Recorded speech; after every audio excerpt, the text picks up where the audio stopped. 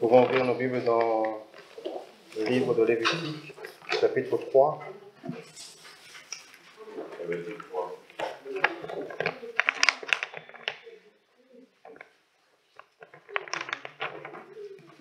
Demandons au frère Stéphane s'il peut nous faire la lecture, s'il te plaît.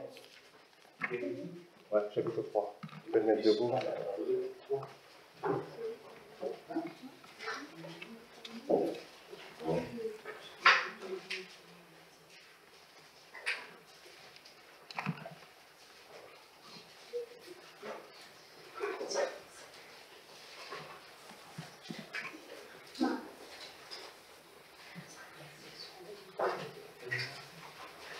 Chapitre 3, tout le chapitre. Lorsque quelqu'un offrira à l'Éternel un sacrifice d'action de grâce, s'il offre du gros bétail, mâle ou femelle, il l'offrira sans défaut devant l'Éternel. Il posera sa main sur la tête de la victime, qu'il égorgera à l'entrée de la tente d'assignation.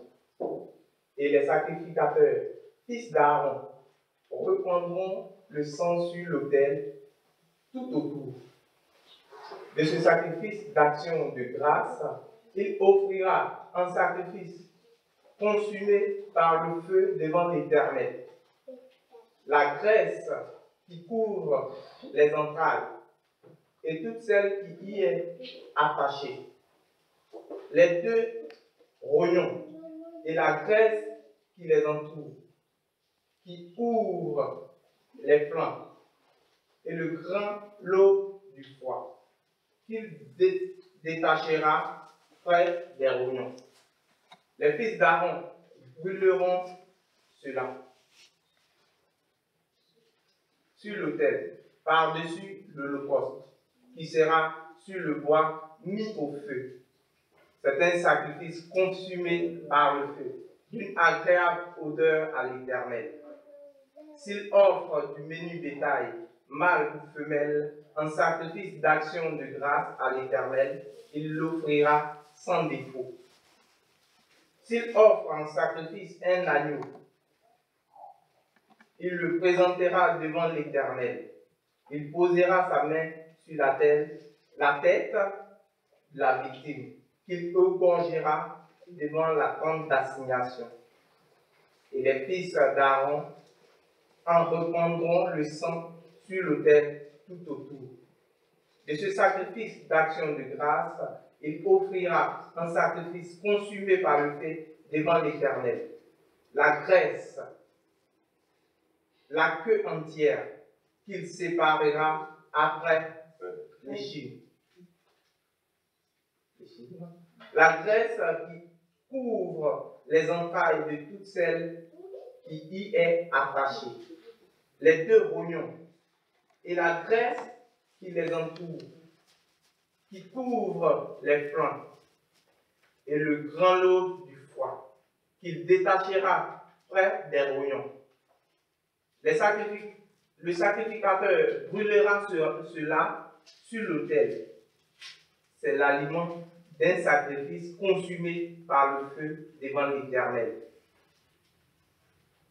Si son offrande est une chèvre, il la présentera devant l'Éternel. Il posera sa main sur la tête de sa victime, qu'il égorgera devant la tente d'assignation.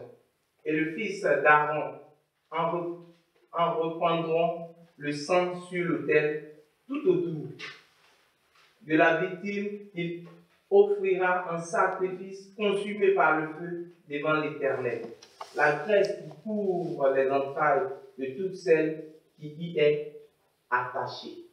Les deux rognons, la graisse qui les entoure, qui couvre les flancs, et le grand lobe du foie, qu'il détachera près des rognons. Le sacrificateur brûlera cela sur l'autel. Toute la graisse est l'aliment d'un sacrifice consumé par le feu, d'une agréable odeur à l'Éternel. C'est ici une loi perpétuelle pour vos descendants. Dans tous les lieux où vous habiterez, vous ne mangerez ni graisse, ni sang.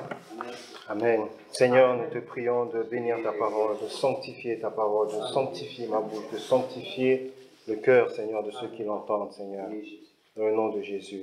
Amen. Amen. Nous parlons ce matin du sacrifice de communion, ou appelé sacrifice d'action de grâce.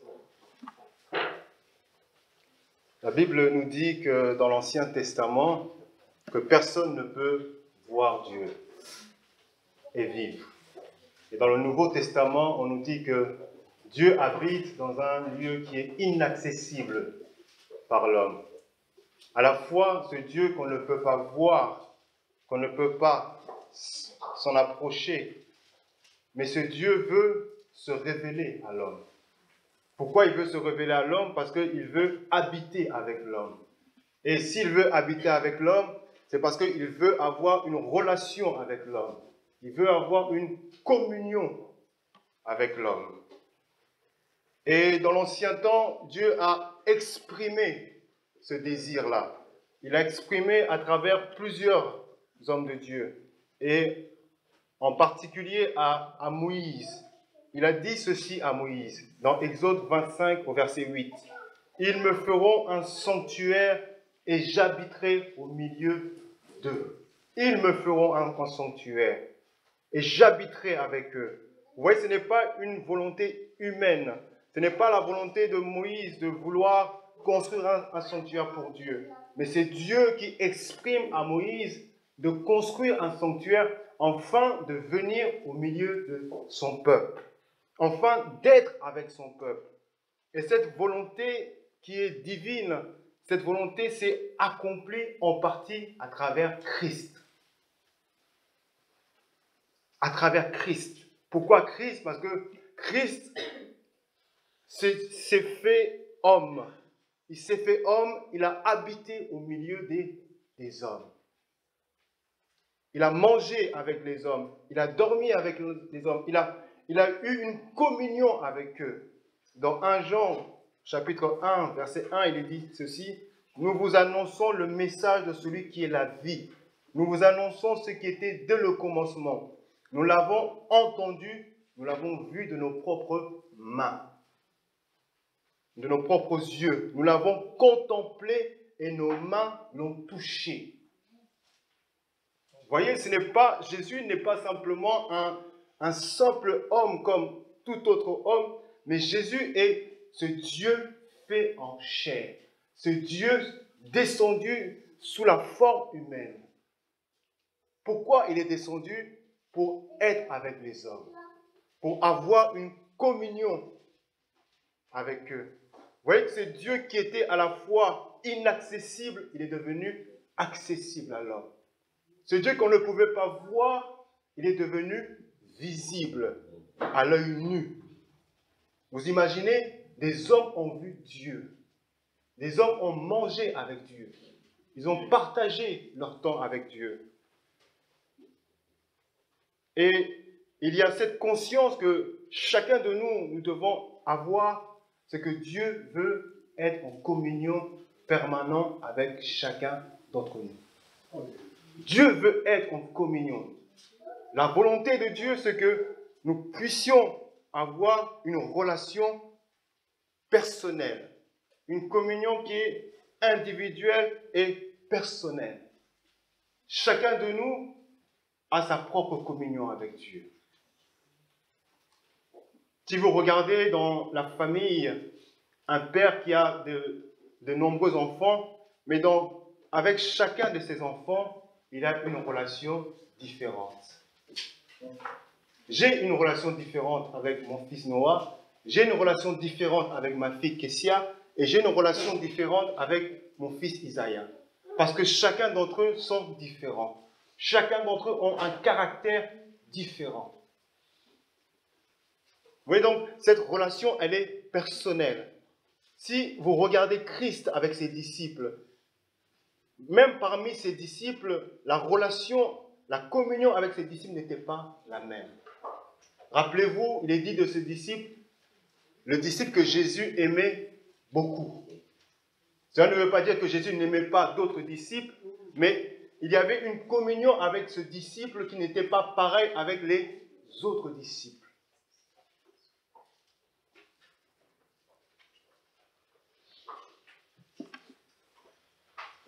Mais ce que nous venons de lire nous enseigne que pour avoir une vraie communion avec Dieu, pour que l'homme puisse être en communion parfaite avec Dieu, il doit y avoir la paix et la réconciliation. Dans l'Ancien Testament, pour être en communion avec Dieu, il fallait venir auprès de l'autel. Il y avait un autel qui était construit, il fallait venir auprès de l'autel, il fallait ramener un animal et celui qui emmenait l'animal devait poser sa main sur l'animal et l'animal devait être égorgé. Et nous savons que cet animal symbolisait Christ. Et que ce geste que celui qui a ramené l'animal devait poser sa main sur la tête de l'animal était un geste, une identification à la mort de Christ. Cette personne devait s'identifier à cet animal. Le péché de cette personne était transmis sur l'animal. Et donc, cette personne pouvait, à cause de cet animal qui a été tué, pouvait maintenant avoir une communion avec Dieu.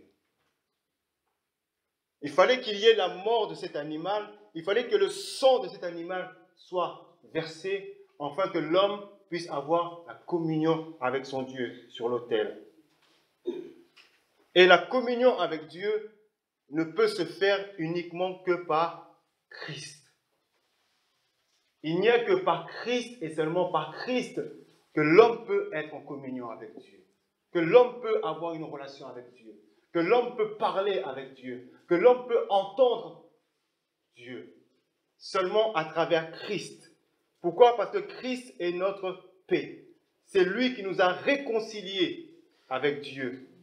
Voilà ce qu'il est dit dans Colossiens chapitre 1, verset 19. En effet, Dieu a voulu que toute sa plénitude habite en lui, en Christ. Il a voulu par Christ tout réconcilier avec lui-même, aussi bien ce qui est sur la terre que ce qui est dans le ciel, en faisant la paix à travers lui, à travers Christ, par son sang versé sur la croix.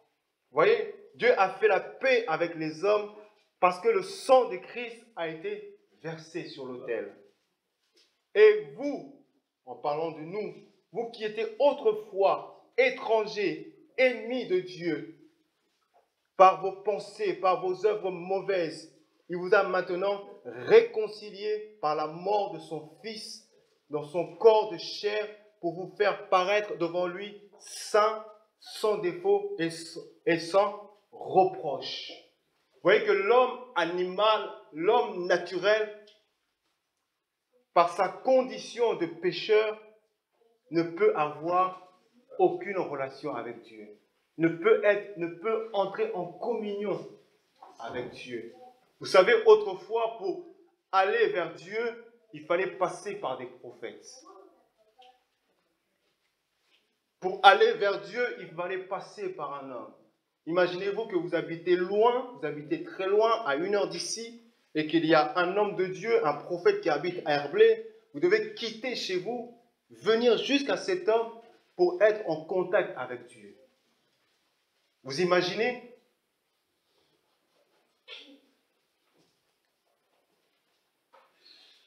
L'homme pécheur est à la fois un étranger et un ennemi de Dieu. Un ennemi de Dieu. Parce qu'il n'y a pas la paix entre eux. Parce que dans la communion, il y a ce mot qui est union. Union entre deux natures. Et nous savons que deux natures opposées ne peuvent jamais s'unir. Le sacré et le profane ne peuvent pas s'unir. L'impur et le pur ne peuvent pas s'unir.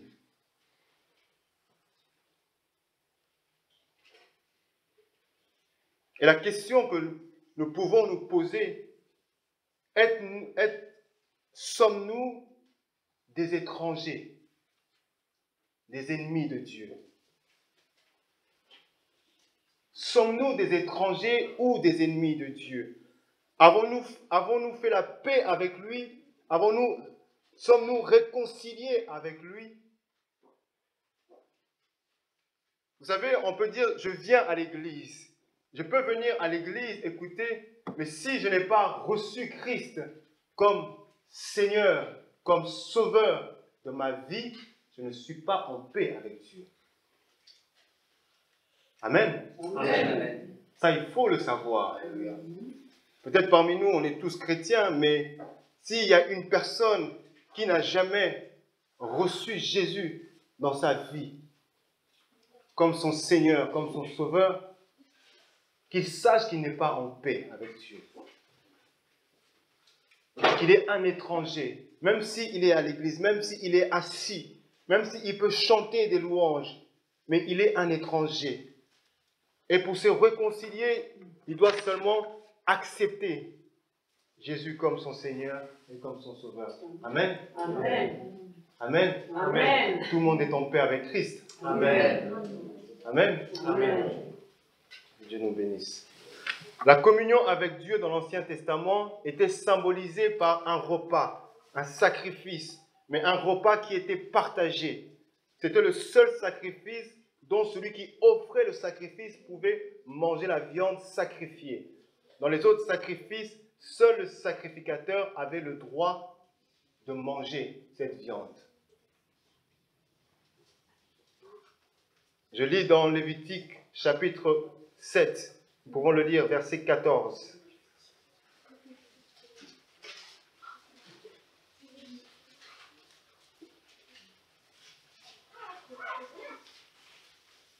On prélèvera sur chacune de ces offrandes une portion pour offrir à l'Éternel. Celle-ci reviendra au prêtre qui aura fait l'aspersion du sang pour le sacrifice de communion. La viande du sacrifice de communion offert par reconnaissance sera mangée le jour où on l'offre. Si, le jour où on l'offre, on n'en laissera rien jusqu'au lendemain matin. Le sacrifice de communion est offert pour accomplir un vœu ou comme don volontaire. Une partie de la viande de la victime sera mangée le jour où on l'offre, mais le reste pourra être mangé le lendemain. Ce qui restera de la viande du sacrifice, le surlendemain sera brûlé. Mais si on en mange le surlendemain, celui qui a offert le sacrifice ne sera pas agréé. Son sacrifice ne comptera pas. Cette viande est devenue impure et celui qui en mange se rendra coupable d'une faute. Vous voyez que le sacrifice était partagé. Il y avait une première part qui était offerte à Dieu et par conséquent brûlée. Une autre était réservée au sacrificateur. La troisième part était consumée par celui qui avait apporté le sacrifice. Mais dans le Nouveau Testament, notre communion avec Dieu n'est pas par des moyens naturels, mais elle est par des moyens spirituels. Dans 1 Jean au chapitre 1, verset 3, il est dit ceci: « Ce que nous avons vu et entendu, nous vous l'annonçons à vous aussi, afin que vous aussi, vous soyez en communion avec nous. » Or, notre communion est avec le Père, avec son Fils, Jésus-Christ.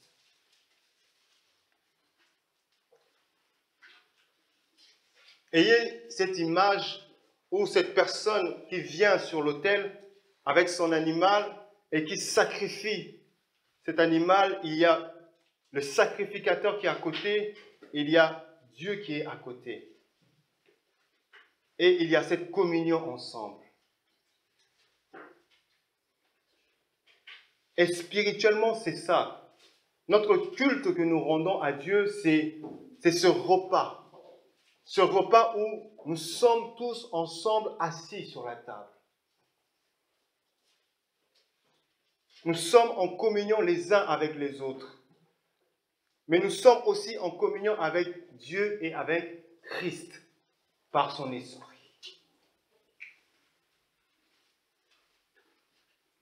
Vous voyez que notre culte est un repas de fête. Un repas où nous sommes en relation avec Dieu. Vous voyez que si vous allez dans un mariage ou dans une fête, vous voyez souvent il y a des grandes tables. Il y a la boisson, il y a à manger, les gens mangent, les gens parlent, les gens rigolent, les gens écoutent la musique, c'est festif. Et spirituellement, c'est ça que nous partageons dans l'Église. Amen. Amen. Parce que l'Église n'est pas un endroit où on est en deuil, mais l'Église est un endroit où on est joyeux, où on doit être joyeux. Amen. David dit, je suis dans la joie lorsqu'on me dit, allons dans la maison de l'Éternel. Mais pourquoi il est dans la joie? Amen. Pourquoi il est dans la joie? Il est dans la joie parce qu'il va être en communion avec son Dieu. Il va être en communion avec ses frères. Amen. Amen. C'est là le parfum qui est agréable. Je veux être un parfum devant toi. Et en tant que croyant, notre communion avec Dieu peut être enrichie ou fragilisée dans l'Église ou dans notre vie personnelle. La communion que nous avons avec Dieu, nous pouvons l'enrichir comme nous pouvons la fragiliser. Dans Psaume 42, verset 2, il est dit ceci: « Mon âme a soif de toi, mon âme a soif de Dieu, du Dieu vivant. Quand irai-je et paraîtrai-je devant la face de mon Dieu ?» C'est une question qui se pose. Mon âme a soif de toi, du Dieu vivant. Quand irai-je et paraîtrai-je devant la face de Dieu? Mes larmes sont ma nourriture, jour et nuit, pendant qu'on me dit sans cesse, où est ton Dieu? Dans Psaume 63, verset 1, David dit encore ceci: ô mon Dieu, tu es mon Dieu, je te cherche, mon âme a soif de toi, mon corps soupire après toi, dans une terre aride, desséchée, sans eau. Ainsi, je te contemple dans le sanctuaire pour voir ta puissance et ta gloire.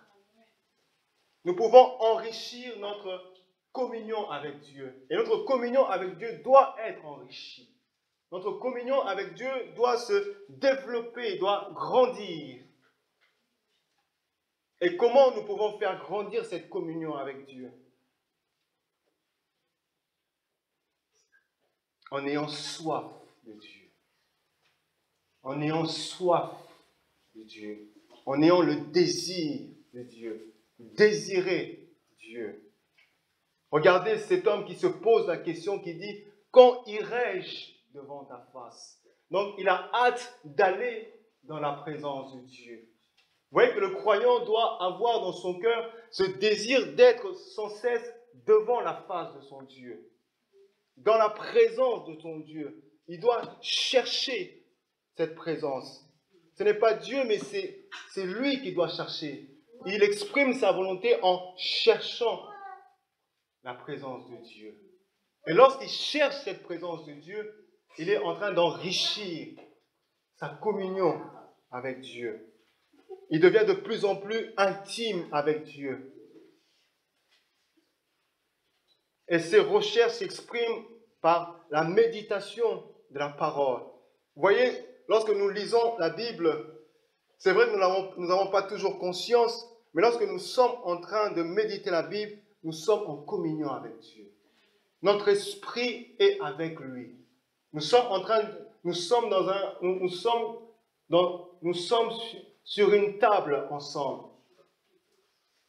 Amen. Amen. Vous voyez que si nous regardons les choses de cette manière-là, lire la Bible ne sera plus un fardeau. Ça ne sera plus quelque chose qu'on nous oblige, mais ça sera quelque chose qu'on va apprécier ça. On va aimer ça. Vous savez, souvent on n'arrive pas à lire la Bible parce qu'on ne on n'a pas encore trouvé le motif, mais il y a un autre mot. On n'a pas encore trouvé le plaisir. Le plaisir. Le plaisir. Ce plaisir qu'on a lorsque on ouvre la Bible, on est en train de la lire. Le plaisir où on se sent obligé de se retirer, de se retrouver seul et d'ouvrir sa Bible, de rester tranquille, de la lire. Je ne sais pas si vous avez déjà eu ce sentiment-là, d'être seul, mais d'être simplement avec votre Bible, ouvrir et méditer. Par la prière. Non seulement par la prière, mais par notre vie. Notre vie qui est une vie sainte.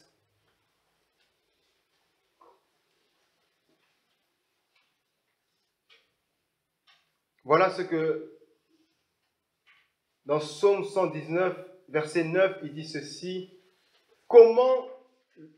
Une question, comment le jeune homme rendra-t-il pur son sentier en se dirigeant d'après ta parole? Je te cherche de tout mon cœur. Je te cherche de tout mon cœur. Vous voyez que dans la communion, la communion, elle est basée sur l'amour. L'amour. La communion est basée sur l'amour. Et dans l'amour, s'il n'y a pas la communion, l'amour ne peut pas exister.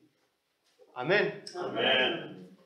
Ce sont des choses que je comprends, ce sont des choses que j'essaye d'accomplir, non seulement spirituellement, mais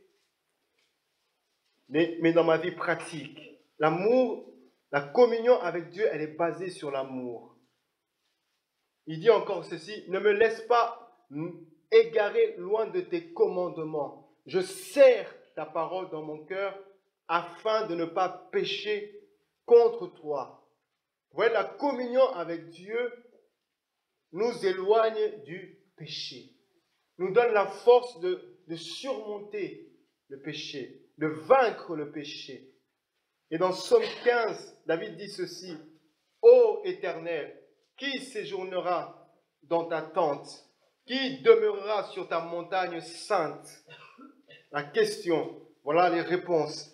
Celui qui marche dans l'intégrité, qui pratique la justice. La justice, c'est la parole de Dieu. La justice, c'est la foi en Dieu. Et qui dit la vérité selon son cœur. Qui dit la vérité selon son cœur.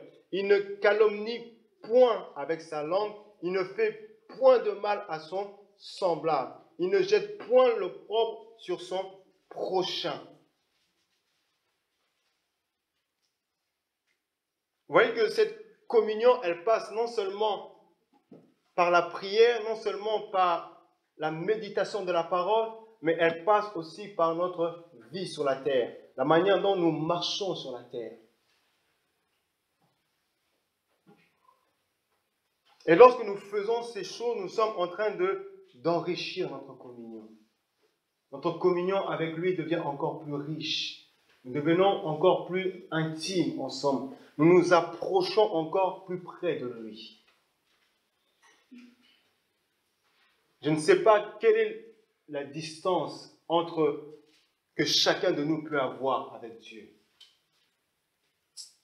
Mais sachant que le Seigneur veut que chacun de nous puisse chaque jour se rapprocher, être encore plus près.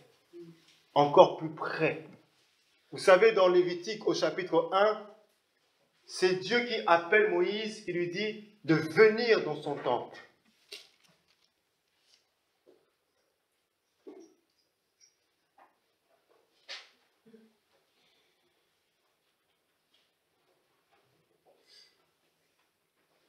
Lévitique chapitre 1, verset 1, il est dit, l'Éternel appela Moïse.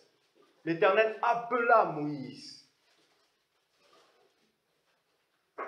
Donc il y a cet appel que Dieu fait, que nous puissions venir encore plus près de lui.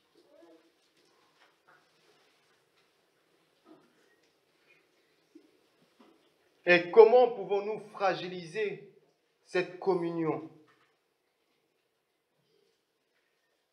Comment est-ce que cette communion que nous avons avec Dieu peut se détruire petit à petit? Elle peut se détruire progressivement.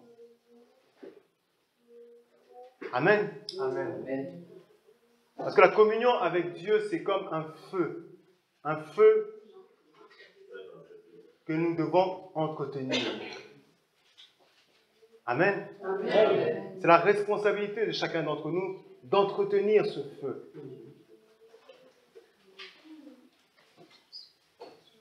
Et la communion aussi, dans l'Église, elle peut aussi se détruire si on ne l'entretient pas.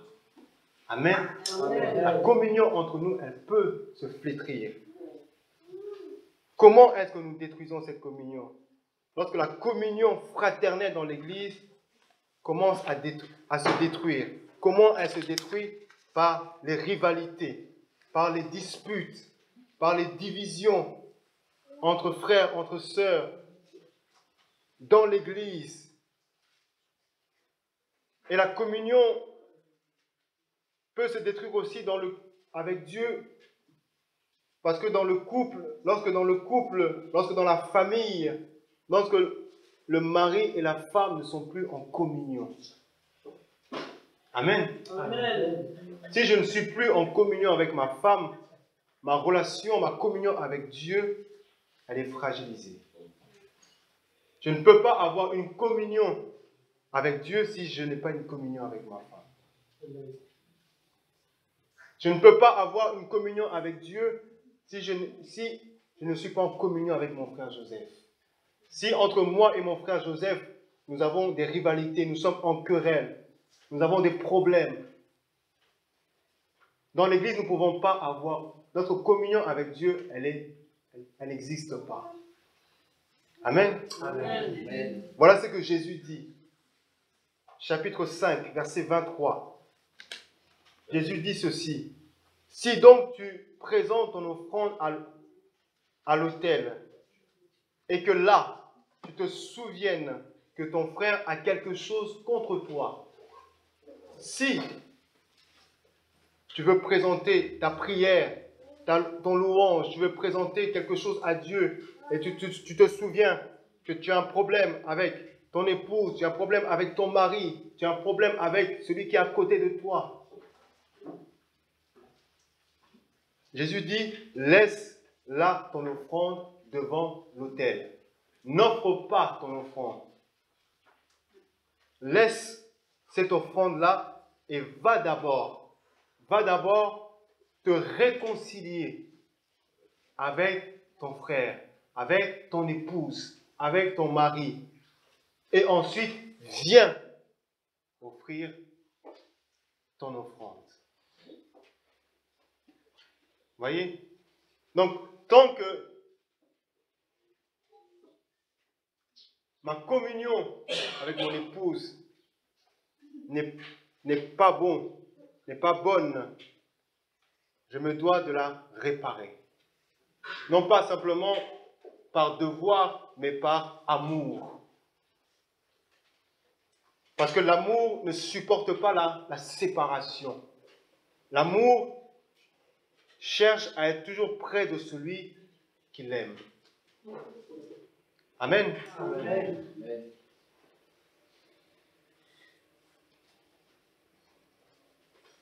Et si il n'y a plus cette communion entre les uns et les autres, s'il n'y a plus cette communion entre mon frère, il me faut rétablir cette communion. Rétablir cette communion afin d'avoir une communion avec Dieu. Et comment est-ce que je peux rétablir cette communion?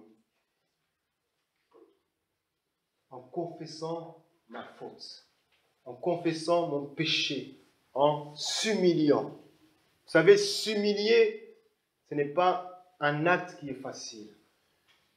Le cœur de l'homme est orgueilleux. Le cœur de l'homme refuse d'accepter qu'il a tort, refuse de se rabaisser.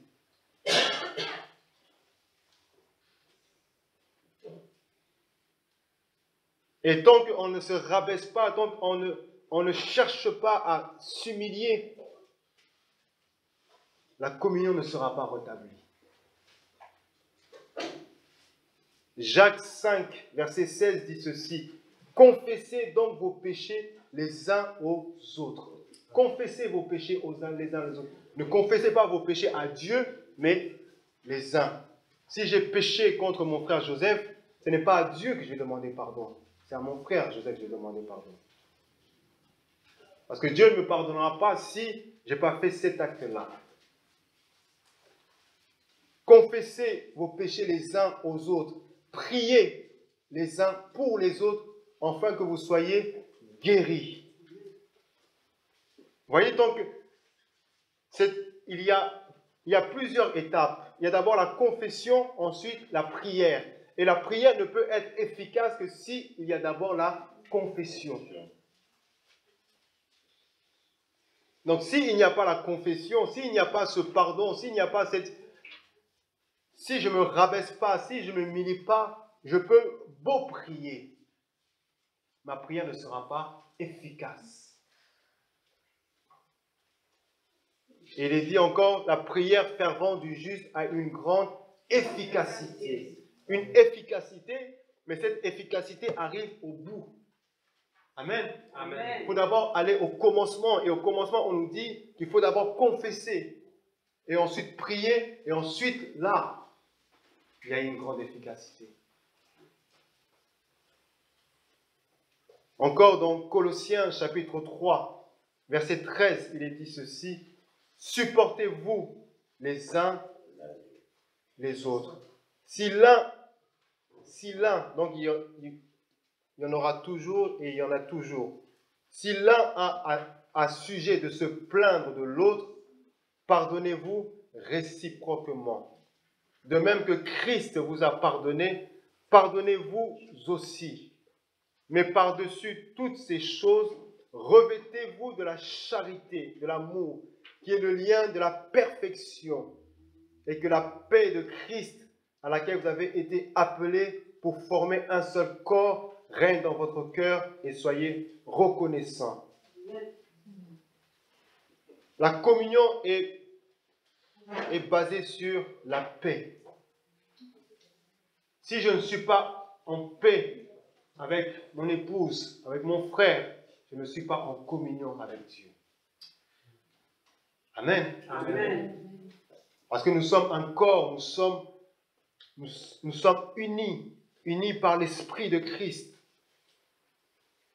Et si le croyant peut être uni avec Dieu, c'est parce que Christ a établi la paix. Christ a établi la paix entre nous et Dieu.